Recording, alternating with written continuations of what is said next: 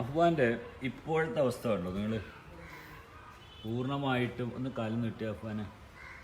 പൂർണ്ണമായിട്ടും അഫ്വാൻ്റെ രോഗം ഭേദമായിരിക്കുന്നു. കണ്ടില്ലേ, കൈയൊക്കെ നല്ല ഭംഗിയായി. ഇതാണ് എനിക്ക് ഉള്ള ഇന്നത്തെ സന്തോഷം.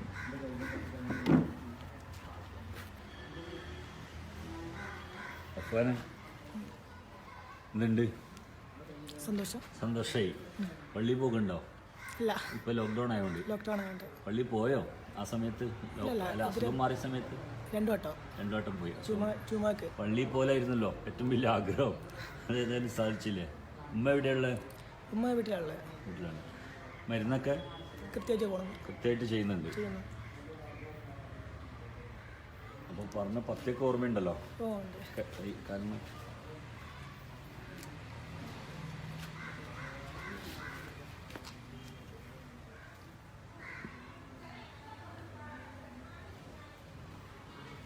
തൊലി പൊട്ടിയൊലിച്ച് വികൃതമായ ഒരവസ്ഥയിൽ നിന്നാണ് അഫ്വാൻ ഇപ്പോഴത്തെ മാറ്റത്തിലേക്ക് വന്നത്. ഇതായിരുന്നു ആദ്യത്തെ അവസ്ഥകൾ.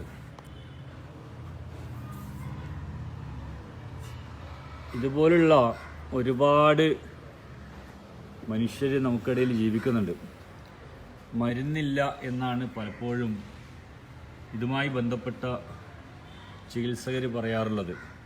എന്നാൽ തീർച്ചയായിട്ടും ഇത്തരം രോഗങ്ങളെ പ്രതിരോധിക്കാനുള്ള മരുന്നുകൾ നമ്മുടെ മണ്ണിലുണ്ട്. അത് പ്രയോജനപ്പെടുത്താൻ എല്ലാവരും തയ്യാറാവുക, അത്രമാത്രമേ ഉള്ളൂ. അഫ്വാൻ്റെ ഈ രോഗം ശമിച്ചതറിഞ്ഞിട്ട് ഒരുപാട് രാജ്യങ്ങളിൽ നിന്ന്, ഒരുപാട് വിദേശ രാജ്യങ്ങളിൽ നിന്ന് ഒരുപാട് ആളുകൾ അവരുടെ സന്തോഷം അറിയിക്കാൻ എന്നെ വിളിച്ചിരുന്നു. പലപ്പോഴും എല്ലാവരും പറഞ്ഞത് എവിടെയും മരുന്നില്ല എന്നാണ് പറയുക. പക്ഷെ മരുന്നുണ്ട് എന്ന് നമ്മൾ മനസ്സിലാക്കുക. ഏത് രോഗത്തെയും ശമിപ്പിക്കാൻ കഴിവുള്ള ദിവ്യ ഔഷധ സസ്യങ്ങൾ നമ്മുടെ മണ്ണിലുണ്ട്. ആ മണ്ണിനെ നശിപ്പിക്കാതിരിക്കുക, ആ മണ്ണിനെ മലിനമാക്കാതിരിക്കുക. മണ്ണിനെ മലിനമാക്കാതിരിക്കണമെങ്കിൽ ആദ്യം നമ്മുടെ മനസ്സിലെ മാലിന്യങ്ങൾ കുറച്ച് നീക്കേണ്ടതുണ്ട്. മനസ്സിൽ മാലിന്യമുള്ള ആൾക്കാർ മാത്രമേ ഈ മണ്ണിനെ മലിനമാക്കുകയുള്ളൂ. ഏതായാലും അഫ്വാന് മാറിയതിൽ നമുക്ക് എല്ലാവർക്കും അഫ്വാനെ സന്തോഷമുണ്ട്.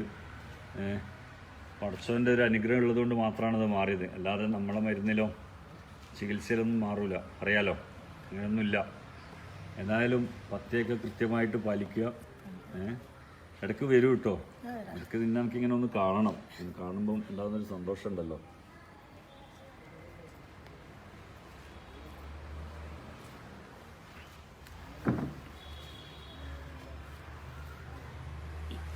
ഇവൻ്റെ രോഗത്തിൻ്റെ കൂടിയ അവസ്ഥയിൽ അതിൻ്റെ ഒരു വീഡിയോ ഞാൻ മുമ്പ് ചെയ്തിട്ടുണ്ട്. ഈ വീഡിയോൻ്റെ കൂടെ അത് ഞാൻ ചേർത്തിട്ട് ഇത് പോസ്റ്റ് ചെയ്യും. ആ വീഡിയോയിൽ ഞാൻ പറഞ്ഞിരുന്നു ഇവൻ്റെ രോഗം ഇപ്പം നിങ്ങൾ കണ്ട അവസ്ഥയിൽ ഫസ്റ്റ് ഇവിടെ വന്ന സമയത്ത് ഞാൻ ആ വീഡിയോയിൽ ഒരു മരുന്നും കൂടെ പറഞ്ഞിരുന്നു. ഇത്തരം രോഗമുള്ള ആളുകൾ തീർച്ചയായിട്ടും ഖുർആനിലെ ഔഷധ സസ്യങ്ങൾ പ്രയോജനപ്പെടുത്തണമെന്ന്. ഖുർആനിൽ മത്സ്യം വിഴുങ്ങിയ ഒരു പ്രവാചകൻ്റെ ചരിത്ര കഥ പറയുന്നുണ്ട്. അതിൽ ഒരു ഭക്ഷ്യവസ്തു കഴിച്ചിട്ടാണ് ആ രോഗം മാറിയത്.